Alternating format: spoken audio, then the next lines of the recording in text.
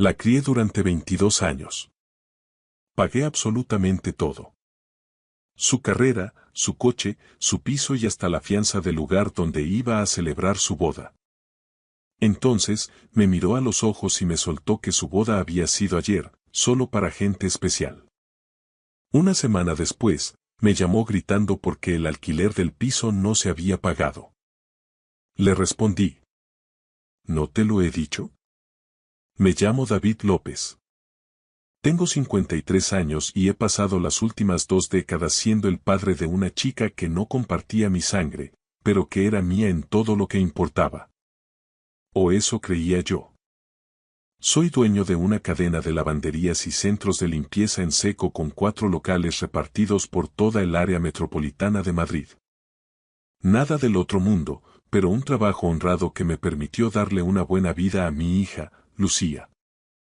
Lo suficiente para criarla, pagarle la universidad y ayudarla a empezar su camino en el mundo. El momento en que todo cambió fue un martes por la mañana. Me pasé por su piso en el barrio de Malasaña para dejarle unas cosas que se había olvidado en mi casa durante su última visita. Eran materiales para la planificación de la boda. Los planos de las mesas, los contratos con los proveedores de catering y muestras de tela. Había estado usando mi mesa del comedor como centro de mando durante meses.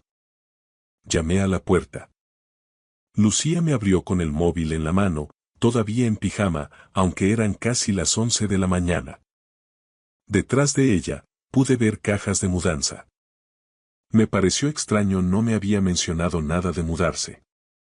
Hola, papá, dijo, sin llegar a mirarme a los ojos. Gracias por traer esto. Le entregué la caja. De nada, cariño. Oye, esta mañana estaba mirando el calendario y me he dado cuenta de que no me habías dicho la fecha definitiva de la boda.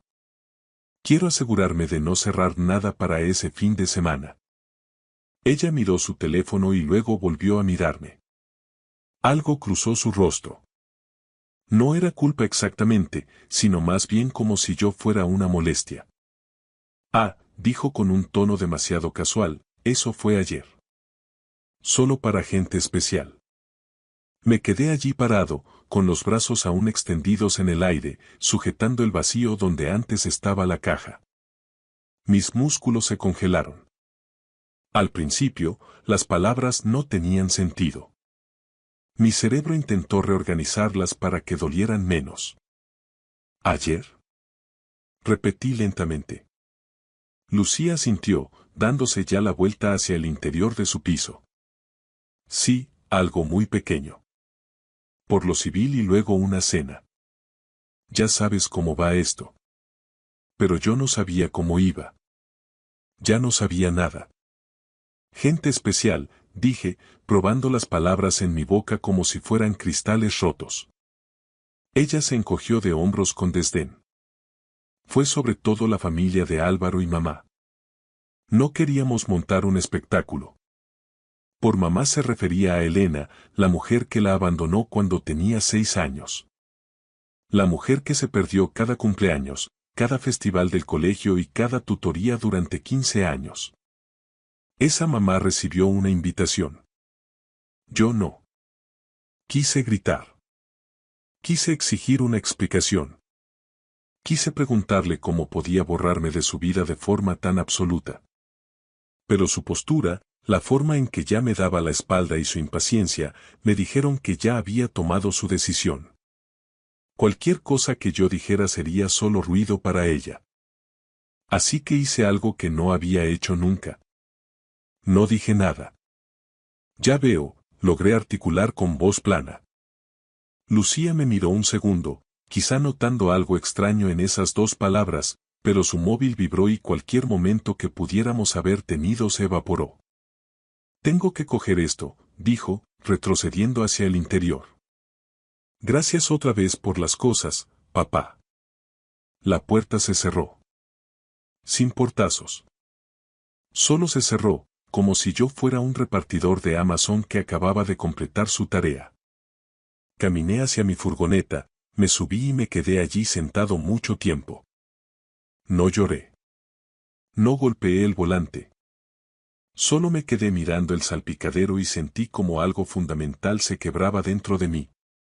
22 años siendo padre y ni siquiera sabía que mi hija se había casado. Aquella noche, me senté en mi despacho y abrí el portátil. Busqué la carpeta donde guardaba todos los registros financieros de Lucía. Los pagos del alquiler, las tasas de la universidad, el seguro del coche y el depósito del salón de bodas que pagué el mes pasado. 3.000 euros.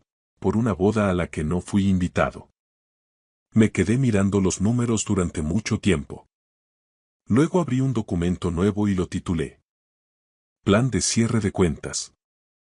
Si yo no era lo suficientemente especial para ser testigo de su boda, quizá tampoco lo fuera para seguir financiando su vida. Era hora de descubrir qué significaba realmente ser especial para Lucía, y hora de que ella aprendiera lo que se siente al valerse por sí misma. A la mañana siguiente no llamé a Lucía ni le envié ningún mensaje. Por primera vez en 22 años, dejé que el silencio llenara el espacio entre nosotros. Ella no se dio cuenta. O quizás sí, pero no le importó. Mi teléfono no sonó. Fui a trabajar como siempre. Revisé mis 4 lavanderías, miré la contabilidad y atendí llamadas de proveedores. Pero entre tarea y tarea, no podía dejar de mirar aquella hoja de cálculo. Los números eran abrumadores cuando los veías todos juntos. El alquiler de su piso en el centro. 1.400 euros al mes. Llevaba pagándolo 3 años. La cuota de su coche. 350 euros mensuales. El vehículo estaba a mi nombre. El seguro médico privado a través de mi empresa. 75 euros al mes. Sus préstamos estudiantiles. Liquidé el saldo total el año pasado, 15.000 euros, pensando que la estaba ayudando a empezar su vida sin deudas. Luego estaban las cosas más pequeñas. La factura del móvil, Netflix, la suscripción premium a ese software de diseño que necesitaba para el trabajo, 50 euros al mes, el gimnasio e incluso su suscripción de comida a domicilio. Lo había puesto todo en cargo automático hacía años, cuando me hacía sentir bien apoyarla, cuando pensaba que estaba construyendo un vínculo. Resulta que solo estaba financiando la vida de alguien mientras ella construía su futuro alrededor de personas que importaban más. Mi socio, Carlos, notó que estaba distraído. Estábamos en la oficina del local principal repasando las proyecciones trimestrales. ¿Estás bien, David?, preguntó dejando su café. Llevas 10 minutos mirando esa pantalla. Carlos era un buen hombre. Llevaba 15 años trabajando conmigo. Conocía a Lucía y la había visto crecer. Lucía se ha casado, dije sin emoción. Su cara se iluminó. Hombre, enhorabuena. ¿Cuándo es el convite? ¿Fue ayer o antes de ayer? No estuve allí. No me invitaron. Su sonrisa desapareció. ¿Qué?, preguntó incrédulo. Me dijo que era solo para gente especial, añadí. Él me miró procesando la información. David, tú has criado a esa chica. Eres el único padre que ha tenido. Al parecer, no soy lo suficientemente especial, giré el portátil hacia él. He estado pagando cada céntimo de su vida. Todo. Y acabo de descubrir que para ella valgo menos que una madre que la abandonó hace 20 años. Carlos miró la hoja de cálculo con la mandíbula apretada. ¿Qué vas a hacer?, preguntó. Voy a parar. Todo. Hoy mismo. Él levantó las cejas. Es un movimiento muy fuerte, David. Ella movió ficha primero, dije con calma. Solo respondo a la realidad que ella ha creado. Si no soy lo suficientemente familia para su boda, no soy lo suficientemente familia para subvencionar su estilo de vida. Carlos asintió lentamente. No puedo culparte, pero prepárate. En cuanto el dinero deje de fluir, se dará cuenta muy rápido. Cuento con ello, sentencié. Esa tarde empecé el proceso. Primero llamé a mi gestoría y eliminé a Lucía del seguro médico de la empresa con efecto inmediato. Luego entré en mi banca online y cancelé la transferencia del alquiler programada para la semana que viene. Detuve la domiciliación de la cuota del coche y la saqué del contrato familiar de telefonía. Una a una, corté todas las cuerdas financieras que nos unían. Mi dedo dudó sobre el último botón. El que cancelaba su acceso a la tarjeta de crédito vinculada a mi cuenta que le di para emergencias. Tenía unos 1.500 euros cargados en ese momento. Hice clic. Hecho. Me recliné en la silla sin sentir satisfacción ni ira. Solo una certeza fría y mecánica de que estaba haciendo lo correcto. Lucía quería definir quién era especial. Perfecto. Ahora aprendería lo que pasa cuando no lo eres. Pasó una semana desde la boda a la que no fui invitado. El domingo por la mañana, Lucía y Álvaro organizaron un almuerzo de celebración. Me enteré porque la tía de Álvaro, una tal Pilar, me etiquetó por error en una foto de Instagram antes de borrar la etiqueta rápidamente. Pero el daño ya estaba hecho. El restaurante se llamaba El Huerto Urbano, uno de esos sitios modernos de comida ecológica en el centro, con ladrillo visto y mimosas a precio de oro. En la foto, Lucía presidía una mesa larga. Álvaro a su lado, ambos radiantes. Había unas 20 personas a su alrededor. La familia de él, amigos que no reconocí y allí, 3 asientos más allá, estaba Elena, mi exmujer. Llevaba el pelo impecable, manicura recién hecha y un vestido que parecía carísimo, interpretando a la perfección el papel de madre de la novia. Esa maternidad se acabó cuando Lucía tenía 6 años porque, según sus propias palabras en los papeles del divorcio, ser madre no era su vocación. Amplié otra foto que alguien había subido. Álvaro estaba de pie, con la copa levantada, haciendo un brindis. El pie de foto decía: por la familia que siempre creyó en nosotros. Yo creí en Lucía cuando quiso dejar la carrera en segundo. Creí en ella cuando cambió de especialidad 3 veces.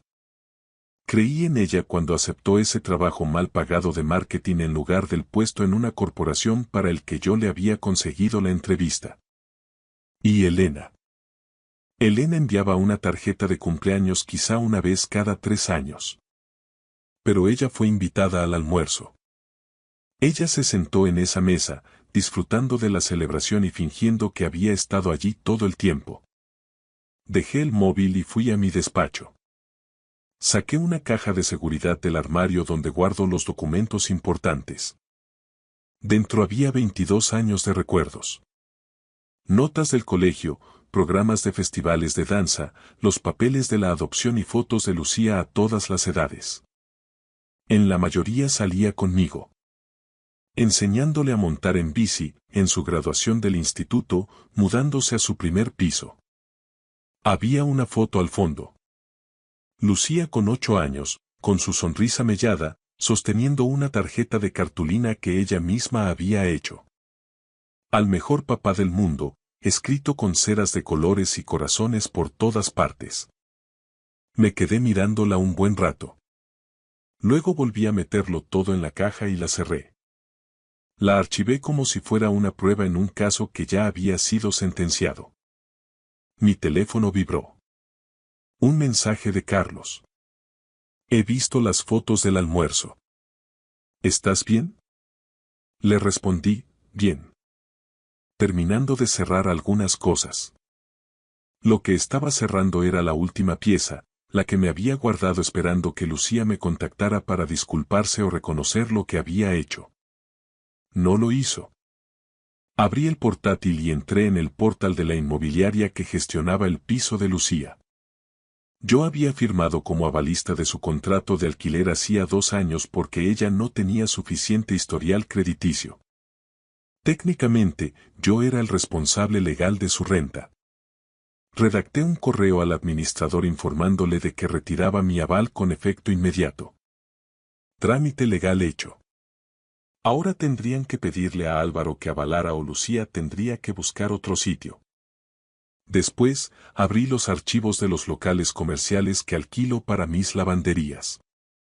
3 de ellos se gestionaban a través de la firma de Álvaro, Inmuebles Hopper. El propio Álvaro se había encargado de 2 de esas transacciones. Llamé a la agente principal con la que trabajaba allí, una mujer llamada Lucía. ¡Qué ironía! David, qué alegría oírte. ¿En qué puedo ayudarte?, dijo ella. Mira, Lucía, estoy considerando consolidar mis propiedades. Es posible que traslade algunos locales. Quería saber con cuánto tiempo de antelación tengo que avisar para no renovar los contratos. Hubo una pausa. Bueno, en 2 de ellos tienes 90 días. El tercero va mes a mes, respondió ella. ¿Estás pensando en mudarte? Solo explorando opciones. Gracias, contesté. No tenía intención de mudarme, pero Álvaro no lo sabía. Y cuando esos contratos vencieran dentro de 3 meses, tomaría mi decisión basándome en cómo manejar a Lucía las próximas semanas. Familia que siempre creyó en nosotros. Muy bien, veamos cuánto creen cuando los cimientos empiecen a tambalearse. Lucía tardó 5 días en darse cuenta. 5 días de silencio absoluto antes de que mi teléfono por fin mostrara su nombre en pantalla. Estaba en mi lavandería principal reponiendo las máquinas de cambio cuando vibró en mi bolsillo. Lo miré, dejé que sonara 2 veces más y entonces respondí. David López, dígame.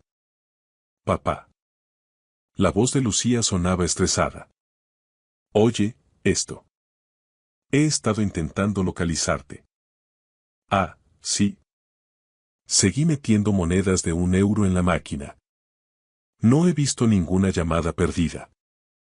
Bueno, te envié unos mensajes. No había respondido a los mensajes. Uno era un meme sobre el matrimonio. Otro preguntaba si podía recomendarle una buena tintorería para los trajes de Álvaro. Como si no hubiera pasado nada. ¿Qué puedo hacer por ti, Lucía?, pregunté con tono profesional, distante. Vale. Mira, está pasando algo raro. El recibo del alquiler ha sido devuelto. El casero me ha enviado un correo muy borde sobre recargos por demora y he mirado mi cuenta y el dinero simplemente no está. ¿Ha pasado algo con la transferencia? No ha pasado nada con la transferencia, dije con calma. Es que he dejado de hacerlas. Silencio al otro lado. ¿Cómo que has dejado de hacerlas?, preguntó. Exactamente eso. Ya no voy a pagar tu alquiler. ¿Pero por qué? Papá, no entiendo nada. ¿He hecho algo? La pregunta era tan absurda que casi me río. ¿Qué si había hecho algo? Como si excluirme de su boda fuera un simple despiste. Lucía, dije manteniendo la voz firme, te casaste hace 1 semana y media. No me lo dijiste. No me invitaste. Dijiste que era solo para gente especial. He pensado mucho en esa frase y he decidido que, si no soy lo suficientemente especial para formar parte de los momentos importantes de tu vida, tampoco lo soy para financiarlos. Dios mío. Su voz se volvió defensiva. ¿Hablas en serio? Me estás castigando por lo de la boda. No te estoy castigando.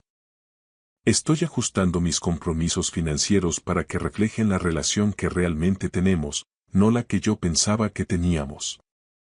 Esto es una locura, empezó a gritar. Estás siendo un mezquino. ¿Mezquino? Repetí. Interesante elección de palabras. Dime, Lucía, ¿cuánto es tu alquiler? 1.400. Ya lo sabes. ¿Y el coche? 350.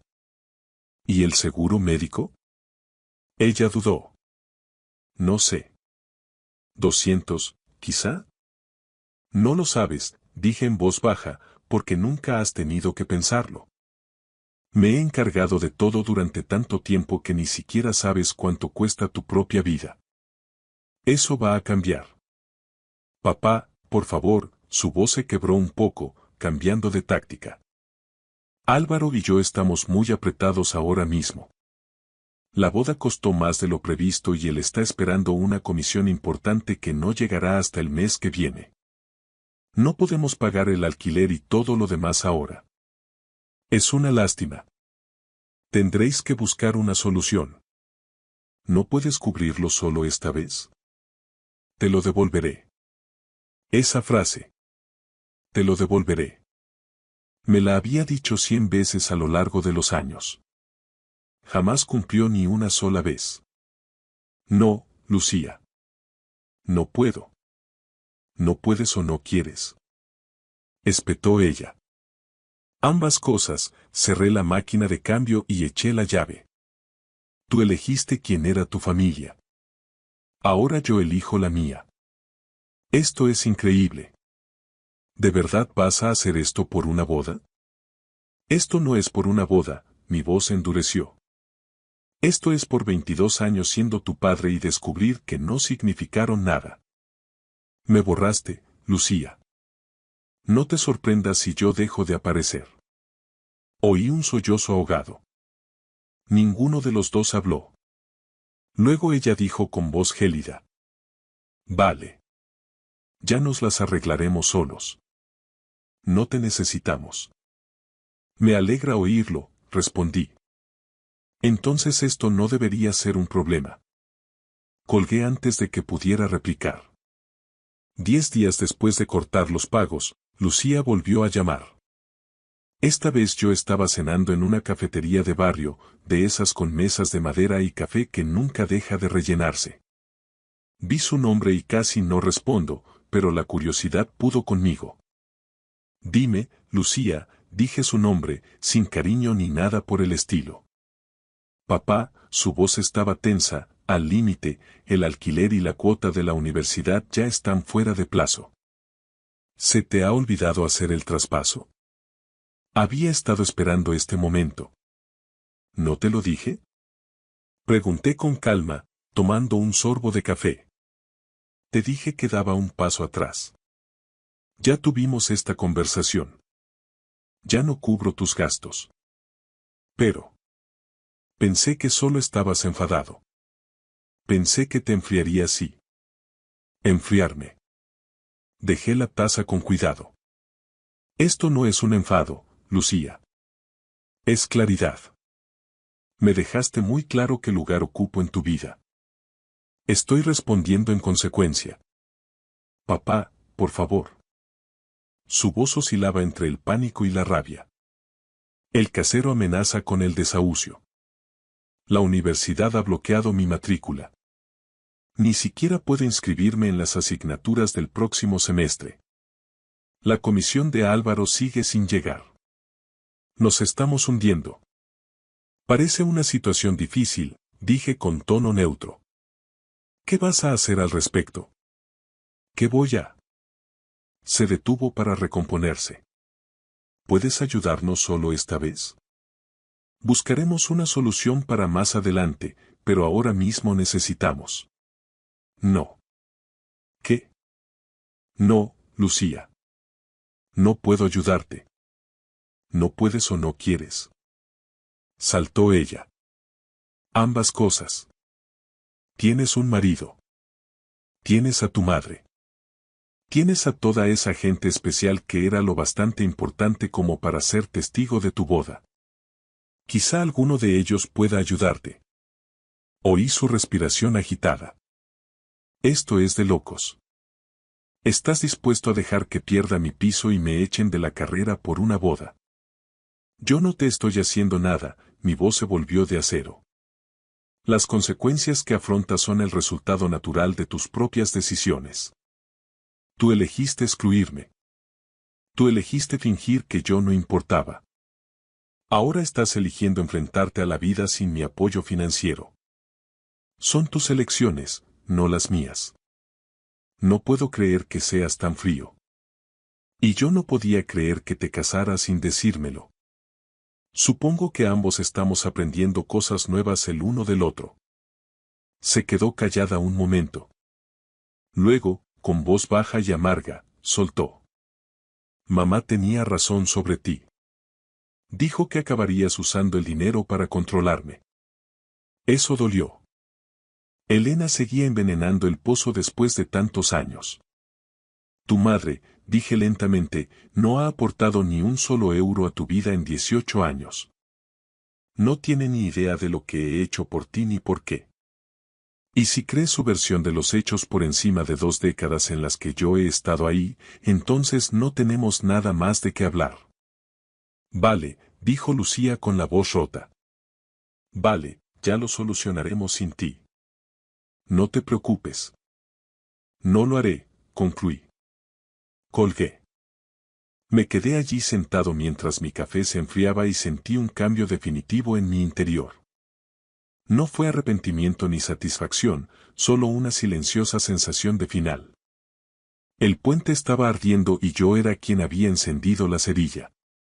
Pilar, la tía de Álvaro, no era el tipo de mujer que pasaba por alto los detalles.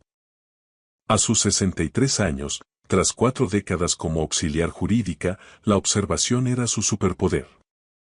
Así que, cuando asistió al almuerzo de su sobrino y notó las omisiones, las preguntas desviadas y la forma en que Elena se pavoneaba contando anécdotas de la infancia de Lucía, sus instintos se activaron. Algo no encajaba. Esa noche hizo lo que cualquier buena profesional haría. Investigar. Empezó por las redes sociales. El Facebook e Instagram de Lucía eran una mina de oro.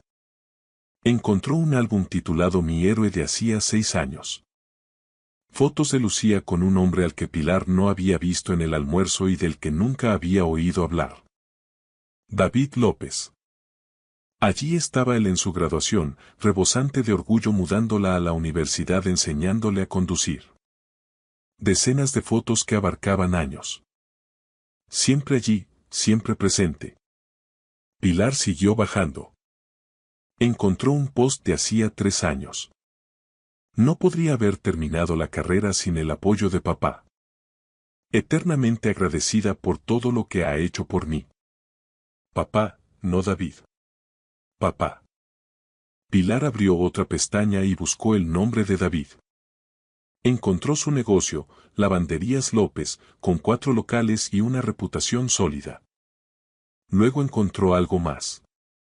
Un recibo publicado en un grupo comunitario agradeciendo a David su generosa donación a un fondo de becas. 15.000 euros donados en nombre de Lucía. Se reclinó en su silla. Las piezas encajaban. Este hombre había criado a Lucía, pagado su educación, apoyado su vida durante años y no estuvo en la boda, ni en el almuerzo, ni fue mencionado ni una sola vez. Pilar cogió el teléfono y llamó a su hermano, el padre de Álvaro. Gerardo, dijo cuando él respondió, necesito preguntarte algo sobre la boda de Álvaro. ¿Quién pagó exactamente todo esto? Bueno, Gerardo dudó, Álvaro y Lucía cubrieron la mayor parte. Creo que la madre de Lucía ayudó con algunos costes. ¿Por qué? ¿David López aportó algo? ¿Quién es ese? Gerardo, dijo Pilar con tono sombrío, acabo de pasar una hora revisando las redes de Lucía. David López crió a esa chica. Es su padre adoptivo. Pagó su universidad, su coche, su vida. E incluso pagó la fianza del sitio de la boda. 3.000 euros. Gerardo se quedó mudo. Pero Álvaro dijo que el padre de Lucía no estaba en su vida. Dijo que. Dijo mal. O Lucía le mintió. De cualquier forma, hay un hombre que dio 20 años de su vida por esa chica y ella lo ha borrado por completo. Álvaro necesita saber con qué clase de persona se ha casado. ¿Está segura? Tengo las pruebas delante de mí. Fotos, posts, mensajes de agradecimiento. Está todo aquí, Gerardo. Esa chica ha cortado al hombre que la crió para reemplazarlo por una mujer que la abandonó de niña. Y nadie en ese almuerzo tenía ni idea. ¿Qué quieres que haga? Cuéntale la verdad a Álvaro, dijo Pilar con firmeza, antes de que se meta más a fondo. ¿Por qué si Lucía puede hacerle esto al hombre que la crió, qué será capaz de hacerle a tu hijo? Álvaro estaba sentado frente a su padre y su tía Pilar en el salón de sus padres. Sobre la mesa de centro había una carpeta con capturas de pantalla y fotos de David López y Lucía a lo largo de los años. Esto no tiene sentido, decía Álvaro pasando las hojas. Lucía me dijo que su padre se fue cuando era pequeña.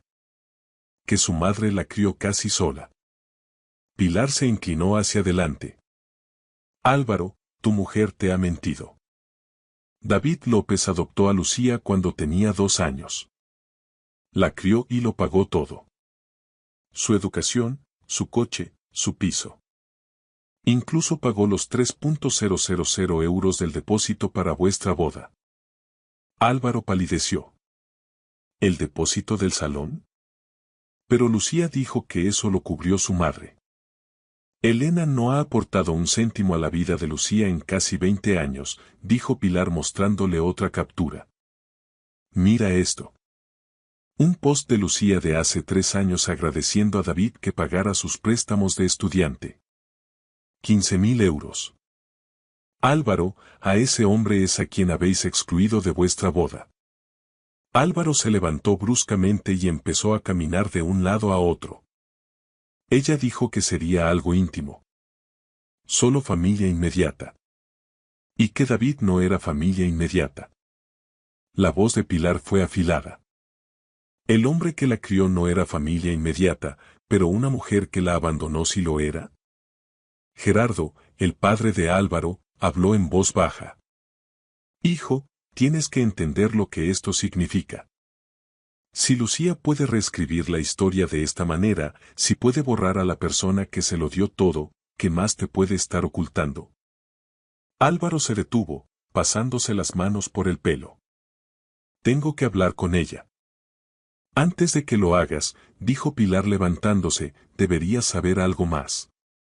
David es dueño de varios locales comerciales. 3 de ellos los gestionas tú a través de tu firma. Son vuestras cuentas más grandes, Álvaro. Y, por lo que entiendo, esos contratos vencen pronto. A Álvaro se le cayó el alma a los pies. ¿Estás diciendo que podría cancelarlos? Digo, añadió Pilar con cuidado, que el hombre al que tú y tu mujer habéis despreciado en el día más importante de su vida resulta que tiene una influencia significativa en tu carrera. Y ahora mismo, tiene todos los motivos del mundo para llevarse su negocio a otra parte. Álvaro volvió a sentarse pesadamente. Su boda, su matrimonio y su carrera se sentían de repente como si estuvieran construidos sobre arena. ¿Qué hago?, preguntó en un susurro. Pilar puso una mano en su hombro. Averigua con quién te has casado realmente, Álvaro. Y luego decide si es alguien con quien quieres construir una vida. Esa noche, Álvaro llegó a casa y encontró a Lucía en la mesa de la cocina, con el portátil abierto y visiblemente estresada. Había facturas por todas partes. Avisos de alquiler, extractos bancarios, deudas de tarjetas. Tenemos que hablar, dijo Álvaro con voz plana. Lucía levantó la vista. Ahora no, Álvaro. Estoy intentando ver cómo vamos a pagar el alquiler. Mi padre todavía no ha hecho la transferencia. No le llames así, interrumpió Álvaro. Lucía parpadeó. ¿Qué? A David. No le llames papá después de lo que le has hecho. Su rostro cambió, volviéndose defensivo. ¿De qué estás hablando? Álvaro sacó su teléfono y le mostró la foto que Pilar le había enviado. Lucía de adolescente con David en su graduación. ¿Quién es este, Lucía? Ella miró la foto y desvió la vista. Es David. Ya te hablé de él. No, no lo hiciste. Me dijiste que tu padre no estaba en tu vida. Me dijiste que tu madre te crió. Pero David López te adoptó cuando tenías 2 años. Pagó tu carrera, tu coche, tu piso. Pagó 3.000 euros por el sitio de nuestra boda, una boda a la que no fue invitado. Lucía se levantó, haciendo que la silla chirriara contra el suelo. ¿Quién te ha contado todo eso? ¿Qué importa? Es verdad, ¿no? Ella se cruzó de brazos. Es complicado. No lo es, Álvaro levantó la voz. Me mentiste. Me dijiste que eras independiente, que te habías pagado tú los estudios. Pero todo el tiempo había un hombre financiándolo todo y lo borraste de tu historia, de nuestra boda. No lo borré. Simplemente. Nos distanciamos. Lucía, hay fotos tuyas de hace 2 años llamándolo el mejor padre del mundo. Eso no es distanciarse. Eso es deliberado. Ella se dio la vuelta, mirando por la ventana de la cocina. No lo entiendes. Mi madre de verdad, quería estar en mi boda. Era importante para ella. Y David. Siempre era tan controlador con el dinero, siempre haciéndome sentir que le debía algo. ¿Controlador? La risa de Álvaro fue amarga. Lucía, lo pagaba todo y, al parecer, nunca pidió nada a cambio. Eso no es ser controlador. Eso es ser un padre. Y lo has desechado como si fuera nada. Lucía se giró, con lágrimas en los ojos. ¿Y qué? ¿Ahora estás de su lado? Estoy intentando saber con quién me he casado, dijo Álvaro con amargura, porque la mujer que yo creía conocer no sería capaz de hacerle eso a David. Me pregunto qué más me habrás ocultado. No he mentido. Basta, Álvaro levantó la mano. Para allá. Necesito tiempo para pensar. Me voy a quedar en casa de mis padres esta noche. Álvaro, por favor. ¿Tienes idea de lo que has hecho? Preguntó él con la voz quebrada.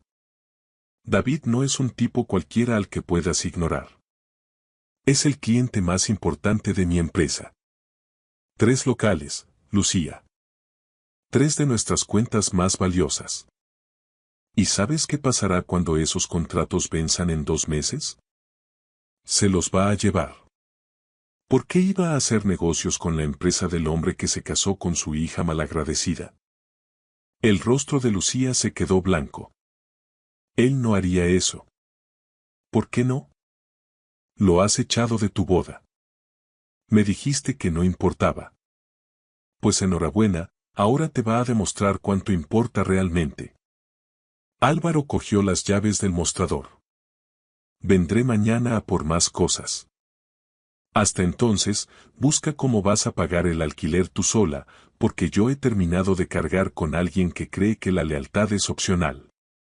La puerta se cerró tras él y Lucía se quedó sola en la cocina, rodeada de facturas impagadas y los restos de la vida que creía estar construyendo. 3 semanas después de que Álvaro se marchara, Lucía recibió un sobre. No tenía remitente, pero el nombre del bufete de abogados grabado en la esquina le dijo todo lo que necesitaba saber. Dentro había 2 documentos. El primero era una notificación de demanda de anulación matrimonial.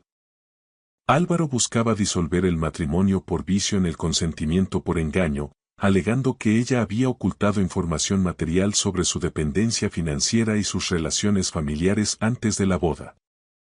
El segundo documento era peor. Era una carta de requerimiento formal del abogado de David. Los invitados a la boda que habían hecho regalos, 14 de ellos, habían sido contactados por el equipo legal de David. Se les había informado de las circunstancias reales. Que David había pagado los estudios de Lucía, su vivienda y la fianza de la boda mientras era excluido deliberadamente de la ceremonia. La carta detallaba que varios invitados sentían ahora que sus regalos fueron entregados bajo falsas pretensiones. 7 de ellos exigían la devolución de sus regalos o el valor de los mismos. La lista sumaba un total de 1.800 euros. A Lucía le temblaban las manos. No tenía 4.000 euros. Apenas tenía 400 euros. Su teléfono sonó. Era su madre, Elena. ¿Has recibido una carta de un abogado? Preguntó Elena con voz tensa. ¿Tú también? Me amenazan con una demanda por difamación si sigo haciendo declaraciones falsas sobre David. Al parecer, alguien ha documentado todo lo que he dicho sobre que él era controlador y manipulador. Lo llaman calumnias e injurias. Lucía sintió que las paredes se le echaban encima. ¿Qué hacemos? ¿Hacemos? No hay ningún hacemos, Lucía. No voy a dejar que me demanden porque tú decidieras quemar puentes con tu gallina de los huevos de oro. Arréglatelas tú sola. La línea se cortó. Lucía se sentó en su piso vacío. Álvaro se había llevado casi todas sus cosas, y se quedó mirando los papeles legales. Su matrícula universitaria estaba suspendida. Su casero había iniciado los trámites de desahucio. Sus tarjetas de crédito estaban al límite y ahora sus propios invitados querían que les devolviera el dinero. Abrió el portátil y buscó el nombre de David en Facebook. Su perfil ahora era privado, pero la página de su negocio seguía siendo pública. Allí, publicada justo ayer, había una foto de él con una mujer joven con toga y birrete. El pie de foto decía: orgulloso de apoyar a otra estudiante brillante a través del Fondo de Becas López. Felicidades, Sara, por tu título de enfermería. Los comentarios estaban llenos de elogios. La gente agradecía a David su generosidad por apoyar a estudiantes que valoraban el esfuerzo y la familia. Lucía sintió que algo se rompía definitivamente en su interior. Él había pasado página.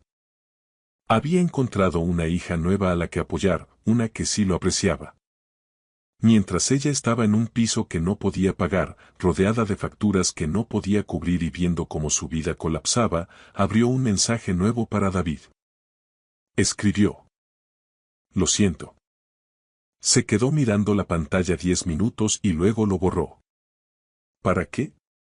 Un lo siento no pagaba el alquiler. Un lo siento no borraba lo que había hecho. Cerró el portátil y se quedó en silencio, comprendiendo por fin todo lo que había perdido. Me encontraba en el aparcamiento de mi nueva lavandería, viendo cómo los operarios terminaban de colocar el cartel exterior. Esta estaba en la otra punta de la ciudad, lejos de la zona de influencia de la inmobiliaria de Álvaro. Había trasladado todo mi negocio a una gestoría diferente hacía 4 meses. No había vuelto a saber nada de Álvaro desde entonces.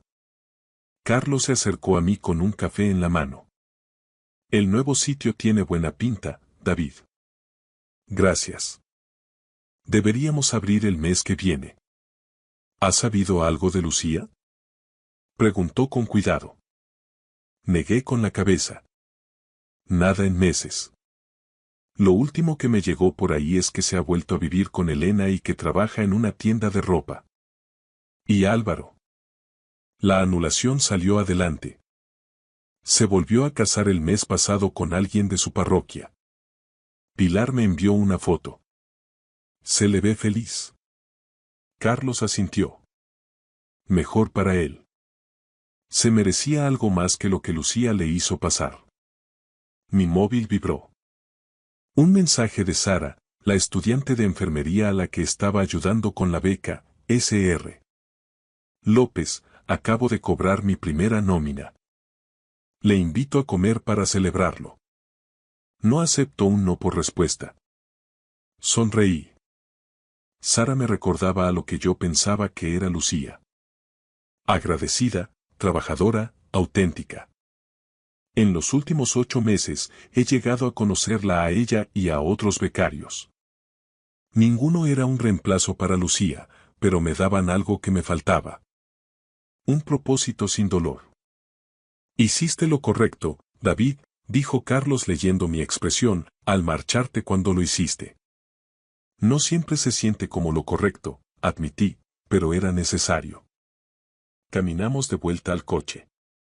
Mientras conducía a casa, pasé por la calle donde solía vivir Lucía.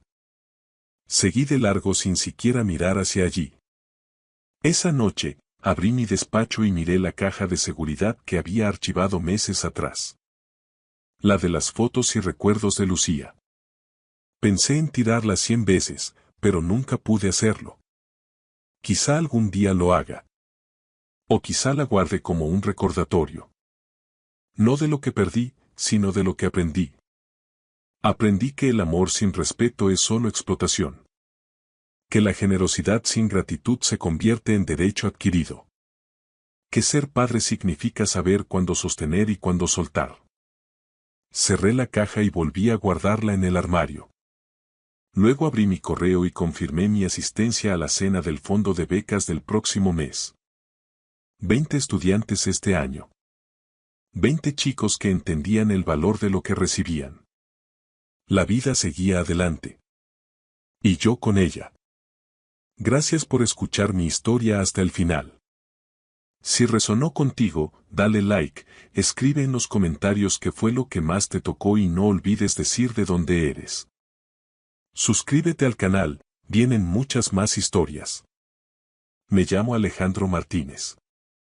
Estaba de pie en el umbral del dormitorio de mi hija, observando cómo la pequeña Lucía apretaba su conejo de peluche con tanta fuerza que sus nudillos estaban blancos. A sus 7 años, era menuda para su edad, con el pelo oscuro por debajo de los hombros y unos ojos en los que, últimamente, se había instalado una tristeza impropia de una niña.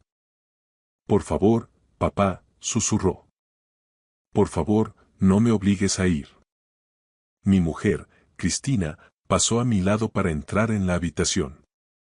El taconeo de sus zapatos sobre el parqué sonaba como un metrónomo que marcaba los últimos minutos de paz. Lucía, ya lo hemos hablado, sentenció. Es el 70 cumpleaños del abuelo Javier. Toda la familia se reunirá en su finca a las afueras de Madrid. No es negociable. No quiero. La voz de Lucía se quebró en un grito. Se lanzó hacia mí, aferrándose a mis piernas. Papá, por favor. Me portaré bien. Haré todo lo que quieras. Me puse de cuclillas para encontrarme con la mirada de mi hija. Por dentro, me quedé helado. Lucía siempre había sido tímida, pero esto era algo distinto. En los últimos 3 meses, parecía otra niña. Pesadillas nocturnas, había vuelto a hacerse pis en la cama, rechazaba la comida y entraba en histeria cada vez que mencionábamos visitar a los padres de Cristina. Cristina, quizá deberíamos. No. La voz de mi mujer fue tajante, como un latigazo. No voy a empezar otra vez con esta conversación, Alejandro. Mi madre lleva meses planeando esta fiesta. Lucía solo está caprichosa. Tiene 7 años, mírala. Solo está haciendo un drama. Lucía temblaba, las lágrimas rodaban por sus mejillas. No quiero que el abuelo. Se cayó de golpe, lanzando una mirada aterrorizada a su madre. ¿Qué el abuelo qué, cariño? Intenté hablar con la mayor suavidad posible. Nada, susurró Lucía, quedándose repentinamente inmóvil, como un animalillo asustado. Cristina la agarró del brazo, tirando de ella. Basta. Salimos en 10 minutos. Ve a lavarte la cara. Llevaba 9 años con Cristina, 8 de ellos casados. Nos conocimos en la escuela técnica, donde yo estudiaba ingeniería eléctrica después de mi paso por la Armada. Ella era magnífica. Segura de sí misma, de una familia influyente del norte del país. Su padre, Javier Escudero, poseía una red de concesionarios de lujo, y su madre, Elena, gestionaba una boutique de élite. Su mundo consistía en recepciones en clubes privados y cenas en villas, un contraste enorme con mi infancia en el sistema de acogida. Había trabajado sin descanso para darnos una vida digna.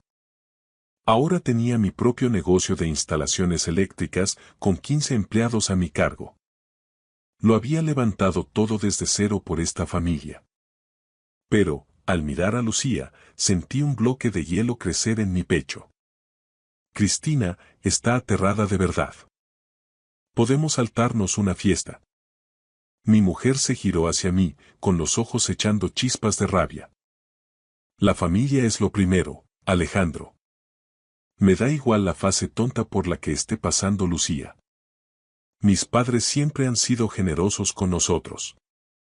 Mi padre te dio el capital inicial cuando abriste la empresa. Lo menos que podemos hacer es presentarnos en su aniversario. Esa deuda. Siempre la recordaba.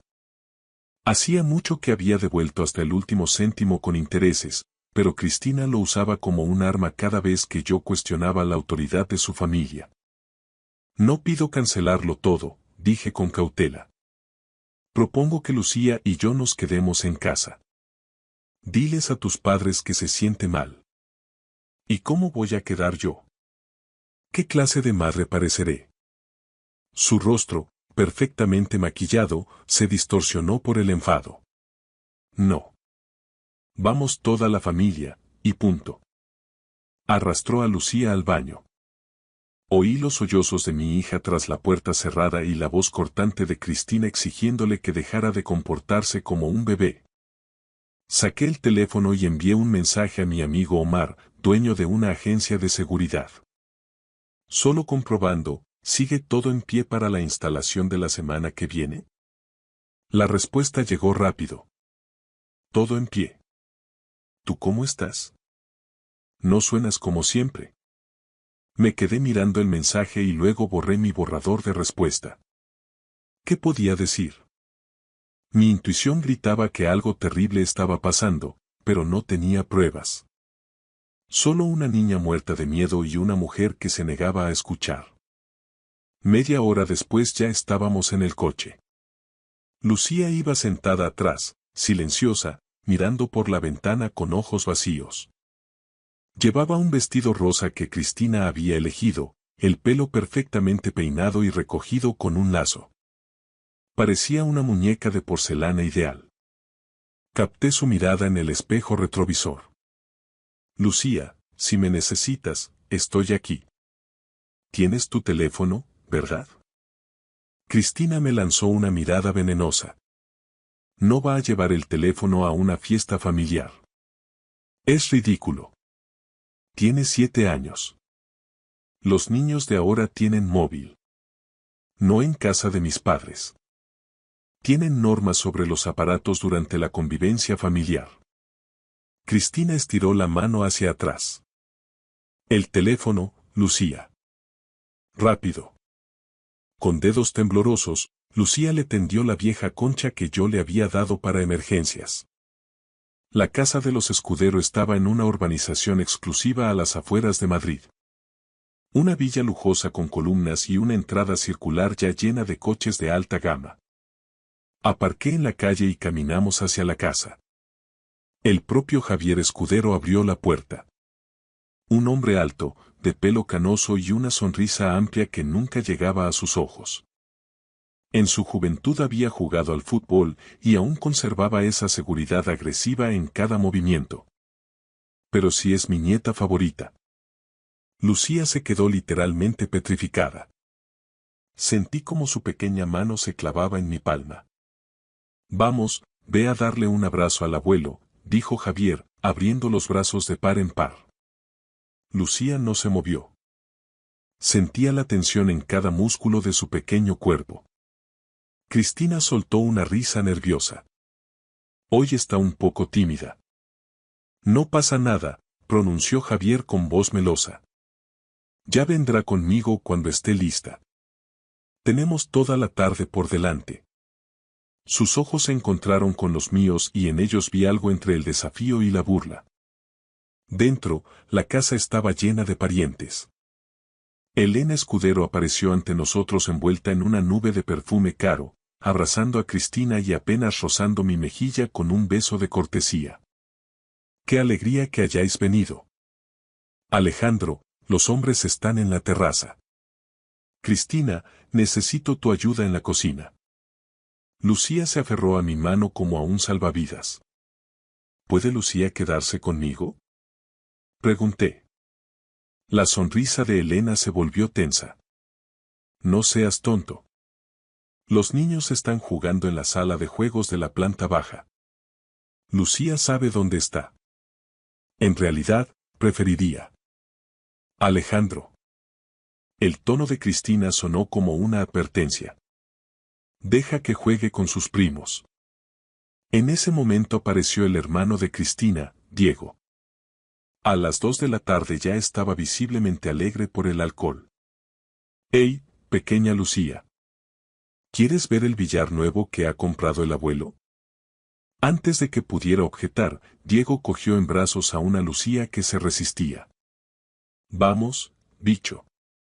«Diego, ponla en el suelo», dije con dureza. Todo el mundo se calló. El rostro de Elena se volvió gélido. ¿Algún problema, Alejandro? Sentí el peso de 20 pares de ojos sobre mí. Esta familia nunca terminó de aceptarme.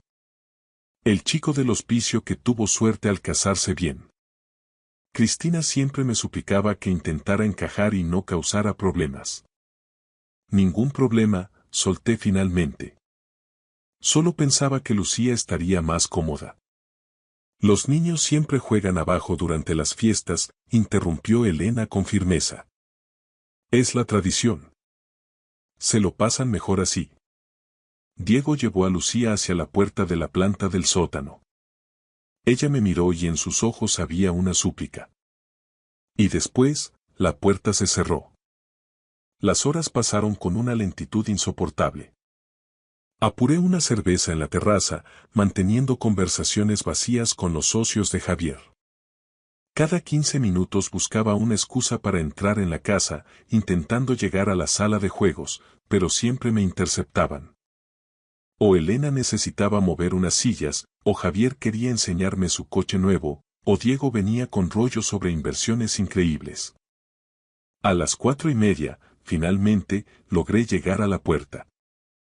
Desde abajo se oían gritos y risas infantiles, pero no oía la voz de Lucía. Bajé las escaleras. 5 niños jugaban a la consola. Lucía no estaba entre ellos.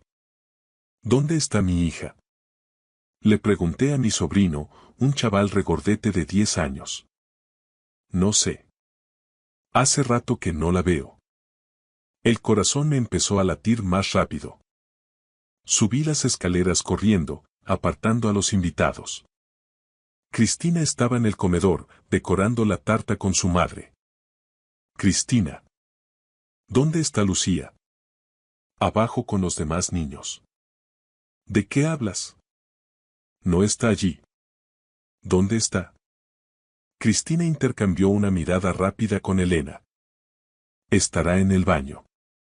Deja de entrar en pánico. ¿En cuál exactamente? Alejandro, me estás avergonzando. Está bien. Revisé los 3 baños de la planta principal. Vacíos. La gente se congregaba en el salón para sacar la tarta. Subí a la segunda planta, a pesar de los gritos de Elena diciendo que los invitados no tenían permitido subir. 4 dormitorios. Vacíos. Y entonces lo oí. Un sonido sordo, ahogado, proveniente del dormitorio principal al fondo del pasillo. Abrí la puerta de par en par. Javier Escudero estaba sentado en el borde de la cama. Lucía estaba frente a él. Su vestido rosa estaba arrugado, el lazo había desaparecido. Su rostro estaba pálido, ausente, y las lágrimas resbalaban por sus mejillas sin hacer ruido. Javier levantó la cabeza con calma. Ah, aquí estás.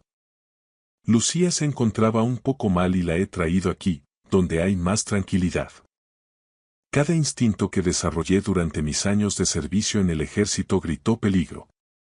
La mano de Javier descansaba sobre el hombro de Lucía. Con demasiada propiedad. Con demasiada familiaridad. Lucía, ven aquí, dije en voz baja.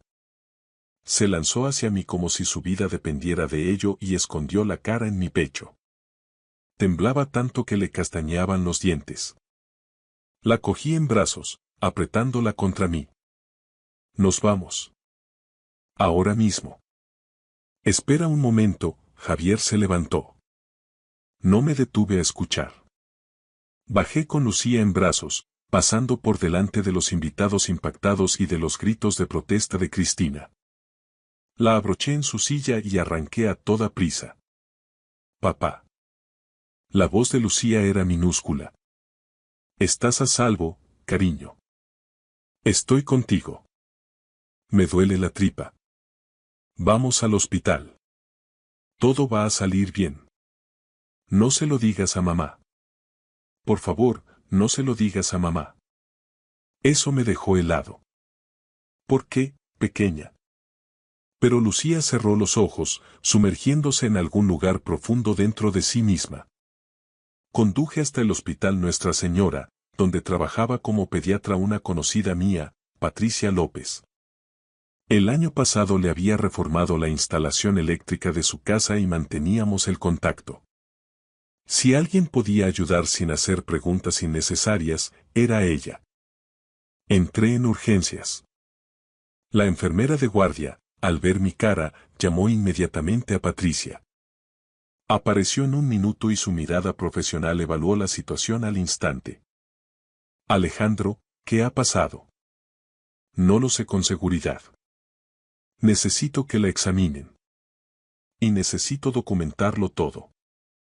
Absolutamente todo. Patricia me miró a los ojos, y en ese gesto hubo una comprensión amarga. Box 3. Ven conmigo. 2 horas después, estaba sentado en un pequeño despacho de consultas. Mis manos estaban tan apretadas que los nudillos me dolían. Patricia había llamado a la doctora Martínez, experta en medicina forense de menores. La doctora Martínez, una mujer de unos 50 años con ojos bondadosos pero serios, se sentó frente a mí. Señor Martínez, voy a ser directa. Su hija ha sufrido abusos sexuales. Basándome en las pruebas físicas y en sus propias palabras, esto ha sucedido durante al menos 3 meses. La habitación empezó a dar vueltas. Me quedé sin aliento. ¿Ha dicho algún nombre? Mi voz sonaba extraña. Sí. Ha nombrado al abuelo, Javier Escudero. El mundo se derrumbó. ¿Cómo de grave es? Lo suficiente como para que esté obligada por ley a contactar inmediatamente con servicios sociales y con la policía. Ya lo he hecho. Hay una detective de camino. Me levanté de golpe, necesitaba moverme, necesitaba golpear algo, destruir algo.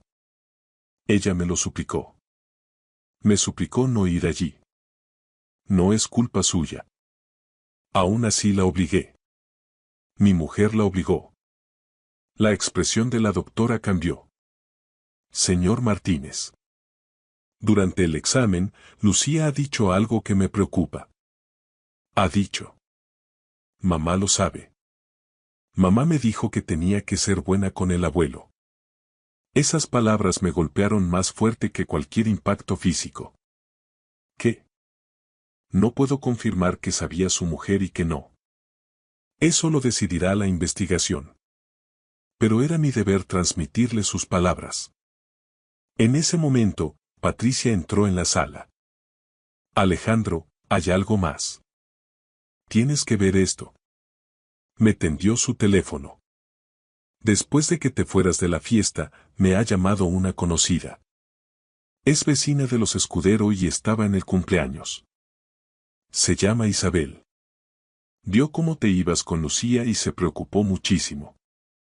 Llevaba meses sospechando que algo no iba bien. ¿Qué ha visto?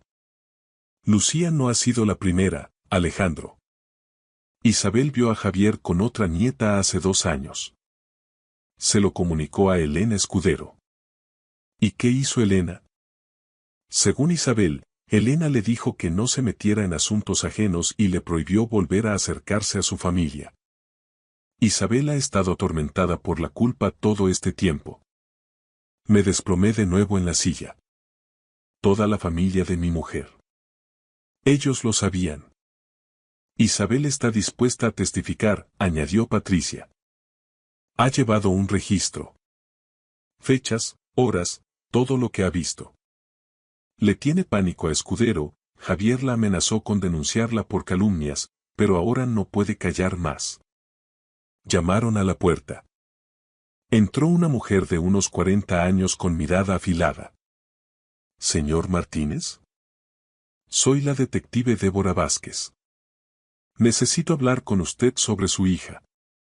La detective Débora Vázquez me llevó a una pequeña sala de interrogatorios privada. Sus movimientos eran precisos, el rostro endurecido por años de ver lo peor de la sociedad madrileña. Se sentó frente a mí y abrió una carpeta. Alejandro, necesito que me escuches con mucha atención, dijo en voz baja. Javier Escudero no es solo un empresario rico. Es un hombre con contactos en la Audiencia Nacional, en el Ayuntamiento y en la Jefatura de Policía. Si vamos a hundirlo, no podemos cometer ni un solo error procesal. Lo que mi hija ha dicho. Empecé a decir, pero se me quebró la voz. Lo que Lucía ha dicho es suficiente para abrir una investigación, pero necesitamos pruebas físicas y testimonios sólidos. El informe de la doctora Martínez es demoledor. Pero ahora mismo, su esposa está afuera, en la sala de espera, con 2 abogados de la familia. Un escalofrío me recorrió la espalda. Cristina ya estaba aquí. Y no venía sola. Ella no puede ver a Lucía, dije, sintiendo que la rabia volvía a hervir en mi sangre. Si sabía lo que estaba pasando.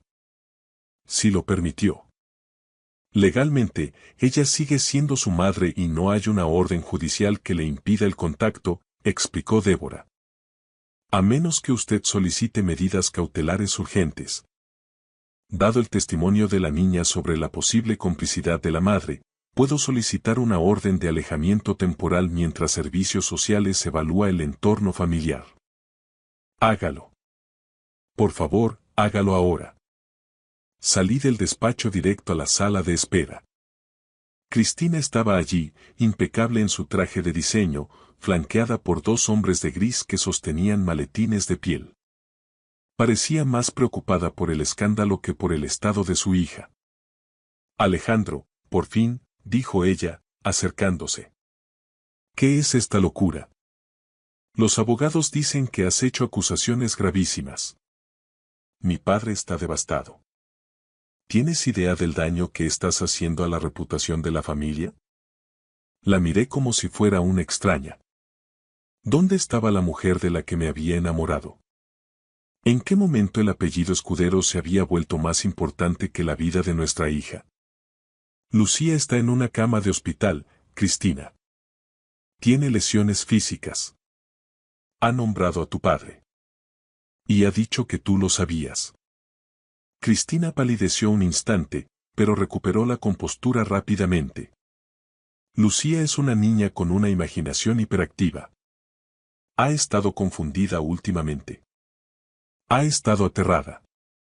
Rugí, ignorando las miradas de los presentes. Aterrada de ir a esa casa. Y tú la obligaste. Uno de los abogados dio un paso al frente. Señor Martínez, le sugiero que cuide sus palabras. Estamos hablando de una calumnia que puede costarle muy caro. El señor Escudero es un ciudadano ejemplar. El señor Escudero es un monstruo, le interrumpí. Y si vuelven a mencionar su nombre en mi presencia, olvidaré que estamos en un hospital. Débora Vázquez intervino en ese momento. Señor Escudero, debido a las declaraciones de la menor y a los indicios de riesgo, se ha tramitado una orden de alejamiento de urgencia. Usted no puede acercarse a Lucía ni a su domicilio habitual hasta que el juez de guardia dicte lo contrario. Por favor, abandonen el hospital. Esto es ridículo. Gritó Cristina. Soy su madre. Alejandro, no permitas esto. Vete, Cristina, dije fríamente. Ve con tu padre. Asegúrate de que tenga un buen abogado, porque voy a usar cada euro que he ganado, cada contacto que tengo y cada gramo de mi energía para que pase el resto de su vida en la cárcel de Soto del Real. Cuando se fueron, el silencio en el pasillo me pareció sepulcral. Regresé a la habitación de Lucía. Estaba dormida, conectada a un monitor que pitaba rítmicamente. Parecía tan pequeña en esa cama de hospital. Esa noche no dormí. Pasé las horas contactando a Omar. Necesito que vigiles mi casa y que pongas a 2 de tus mejores hombres en la puerta de la habitación de mi hija, le dije por teléfono. No me fío de la policía local. Los Escudero tienen a mucha gente en nómina. Hecho, Alejandro. Estaremos allí en 20 minutos, respondió Omar. A la mañana siguiente, recibí una llamada de un número desconocido. Era Isabel, la vecina de los Escudero de la que me habló Patricia. Alejandro. Lo siento tanto, sollozaba al otro lado de la línea. Debí hablar antes. Tengo fotos. Mi corazón dio un vuelco. ¿Fotos de qué, Isabel? De lo que pasaba en el jardín de la villa. Y tengo copias de los correos que le envié a Elena Escudero hace 2 años advirtiéndole sobre Javier. Ella me amenazó con arruinar mi negocio si decía algo. Pero ya no tengo miedo. Mi hija también tiene la edad de Lucía. No puedo seguir viviendo con esto. Isabel, escucha. Necesito que esas pruebas lleguen a la detective Vázquez. Ella es de confianza. Lo haré. Pero ten cuidado, Alejandro. Javier está moviendo hilos. Han dicho en las noticias que hay un incidente familiar y que tú estás sufriendo un brote psicótico. Están intentando invalidar tu testimonio. Colgué el teléfono, sintiendo una náusea profunda. La maquinaria de los Escudero ya estaba en marcha. Intentarían presentarme como un padre inestable que secuestró a su hija del cumpleaños. Pero no contaban con algo. Yo no era el chico huérfano e indefenso que conocieron hace 10 años.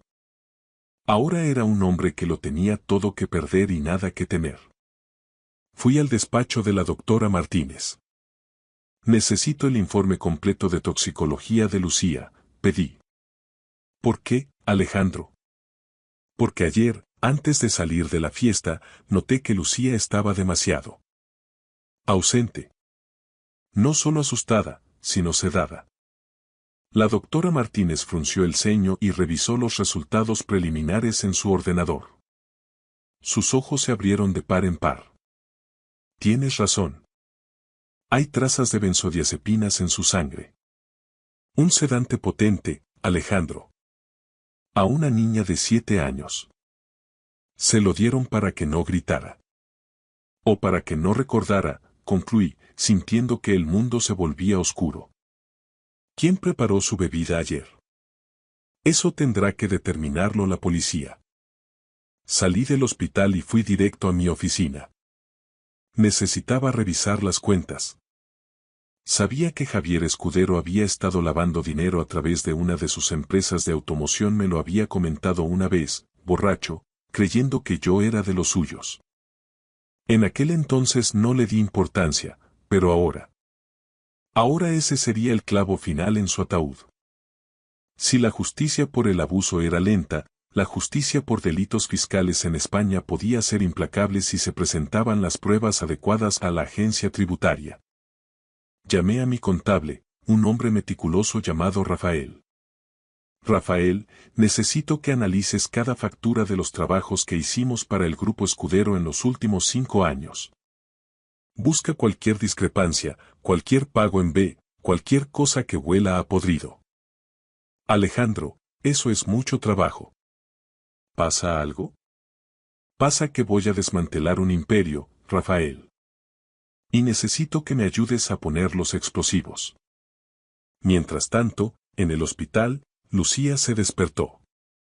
Sus ojos buscaron los míos y, por primera vez en meses, no vi solo miedo. Vi alivio. Papá. ¿Ya no tengo que volver a la casa de los abuelos? Me senté a su lado y le tomé la mano con suavidad. Nunca más, Lucía. Te lo prometo por mi vida. Nadie volverá a hacerte daño. Mamá se enfadará, susurró ella. Mamá ya no manda aquí, mi amor. Ahora solo importas tú. Esa tarde, la detective Vázquez volvió con noticias. Habían registrado la villa de los Escudero. No habían encontrado a Javier, se había ido de viaje de negocios a Marbella. Pero habían encontrado algo más. Un sistema de cámaras ocultas en la habitación de invitados y en la sala de juegos del sótano. El servidor central ha sido borrado, dijo Débora con frustración. Pero nuestros técnicos están intentando recuperar los datos. No se molesten, dije, sacando una pequeña unidad USB de mi bolsillo. Cuando instalé el sistema de iluminación inteligente en esa villa el año pasado, Javier me pidió que lo conectara a su red de seguridad. Creé una copia de seguridad automática en la nube por protocolo de mantenimiento. Él nunca lo supo. Débora me miró, sorprendida. ¿Me estás diciendo que tienes acceso a las grabaciones? Tengo acceso a todo, Débora. Incluyendo lo que pasó ayer en la habitación principal. Entregué la unidad USB a la detective Vázquez. En ese pequeño trozo de plástico estaba la caída de la dinastía Escudero. Débora la conectó a su portátil y, tras unos minutos de silencio tenso, su rostro se transformó. Lo que vimos en la pantalla no solo era una prueba de abuso, era una prueba de la absoluta falta de humanidad de Javier y de la complicidad silenciosa de Elena. Con esto, dijo Débora con voz gélida, no solo irá a prisión. Se quedará allí para siempre. Pero Javier Escudero no se iba a rendir sin luchar. Esa misma tarde, mientras yo estaba con Lucía en el hospital, recibí una notificación en mi móvil. Mi cuenta bancaria personal y las cuentas de mi empresa habían sido bloqueadas por una supuesta investigación por irregularidades fiscales. Cristina había movido sus hilos. Poco después, mi abogado me llamó, frenético. Alejandro, el equipo legal de los Escudero ha presentado una demanda civil contra ti. Te acusan de alienación parental y de haber drogado a Lucía tú mismo para incriminar a Javier. Han conseguido que un juez de instrucción amigo de la familia firme una orden de comparecencia inmediata. Que vengan, respondí con calma. Estoy en el hospital con 3 guardaespaldas armados y una detective de la Policía Nacional. Sin embargo, el ataque más bajo estaba por llegar. Esa noche, los principales canales de noticias locales empezaron a difundir una historia. Empresario hecho a sí mismo sufre brote psicótico y mantiene a su hija como rehén en un hospital. Publicaron fotos mías de cuando era adolescente en el centro de menores, intentando pintarme como un criminal inestable. Miré a Lucía, que dormía profundamente gracias a la medicación. Ella era lo único que importaba. Al día siguiente, la policía local, que seguía órdenes de intereses oscuros, intentó entrar en la habitación para escoltar a Lucía de vuelta con su madre. Mis hombres, los veteranos de Omar, bloquearon la puerta. El hospital se convirtió en una zona de guerra diplomática. Fue entonces cuando decidí jugar mi última carta. Llamé a Rafael, mi contable. Rafael, ¿tienes lo que te pedí? Sí, Alejandro. Y es peor de lo que pensábamos. Javier no solo lava dinero de sus concesionarios. Está moviendo fondos de una red de casinos ilegales en la Costa del Sol. Y aquí está el detalle. Hay transferencias directas a la cuenta de la Fundación de Beneficencia que dirige Elena Escudero.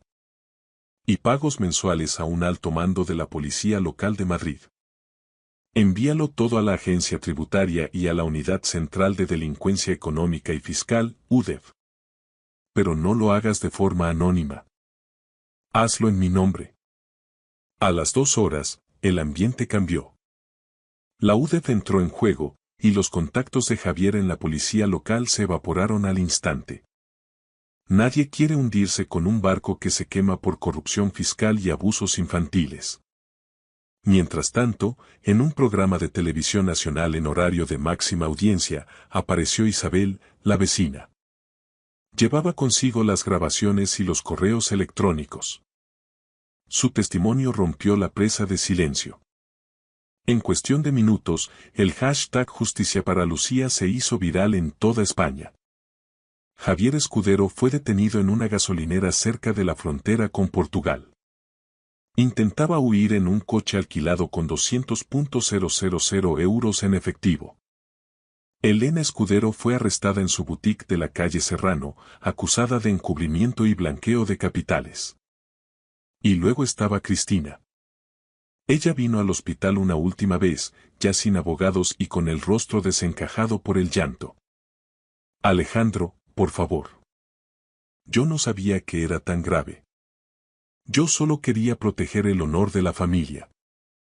El honor no existe en una casa donde se lastima a los niños, Cristina, le dije, impidiéndole el paso. Elegiste el apellido de tu padre antes que la seguridad de tu hija. Ahora tendrás que vivir con las consecuencias. Le entregué los papeles del divorcio y una copia de la demanda por negligencia criminal que mis abogados habían redactado. No vuelvas a acercarte a nosotros. Nunca. 6 meses después. Vivimos en una pequeña casa cerca de Valencia, frente al mar Mediterráneo. Vendí mi empresa en Madrid y abrí una nueva aquí, más pequeña, más tranquila. Lucía está yendo a terapia 3 veces por semana con una especialista increíble llamada Carmen. El proceso judicial fue largo y doloroso, pero terminó con una sentencia histórica. Javier Escudero fue condenado a 45 años de prisión. Debido a su edad y a la gravedad de los delitos, lo más probable es que muera tras las rejas en la cárcel de Extremera. Elena recibió 8 años por encubrimiento y delitos financieros. Cristina perdió la patria potestad y fue condenada a 2 años de servicios sociales y libertad vigilada por negligencia. Hoy es un domingo soleado. Lucía está en la orilla, recogiendo conchas con su nuevo perro, un Golden Retriever llamado Rayo. Se ríe. Es un sonido que hace un año pensaba que nunca volvería a escuchar. Me senté en la arena con una cerveza bien fría y miré el horizonte. Me sentía cansado, con cicatrices emocionales que tardarían años en cerrar, pero por primera vez en mucho tiempo sentía paz. Hice lo que tenía que hacer. Destruye un imperio para salvar a una persona. Y lo volvería a hacer 1000 veces más. Lucía corrió hacia mí, con la cara iluminada por el sol. Mira, papá.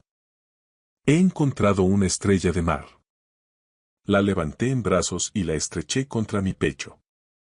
Es preciosa, cariño. Como tú.